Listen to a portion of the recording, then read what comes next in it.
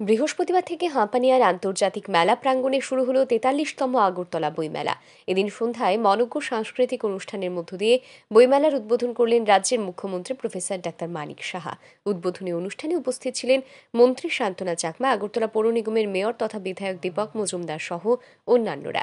বইমেলার উদ্বোধনী অনুষ্ঠানে বক্তব্য রাখতে গিয়ে মুখ্যমন্ত্রী বলেন, আগরতলা বইমেলার কলেবর বৃদ্ধি পাচ্ছে, বাড়ছে বই বিক্রির সংখ্যা, বইয়ের সংখ্যা এবং প্রকাশকের সংখ্যাও।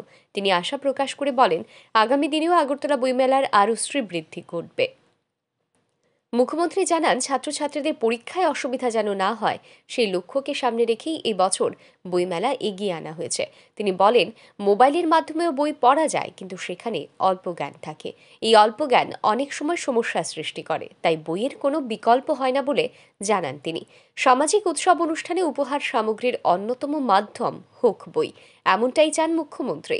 মুখ্যমন্ত্রীর অভিমত, এতে করে বই লেখক, বই প্রকাশক এবং বিক্রেতারা আরও বেশি উৎসাহিত হবেন। আজকাল বই কিন্তু কম কিনে মানুষ, কারণ মোবাইলের মধ্যেই সব দেখা যায়, কিন্তু অল্প জ্ঞান, এই জ্ঞানে কিন্তু সমস্যাও আছে।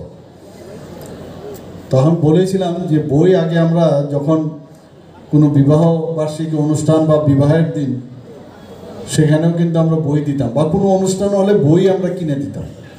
তো আমি আবেদন রেখেছিলাম যে সবাই যেন বই অন্ততকে কিনে, ফুলের পরিবর্তে বুকে নিয়ে যায় বা শাড়ি ইত্যাদি নিয়ে বই যদি দেয়, তাহলে যারা বই বিক্রেতা তাদেরও দুটো পয়সা উপার্জন হবে, যারা লেখক লেখিকা তারাও কিন্তু লেখার মধ্যে আরও বেশি অনুপ্রাণিত হবে।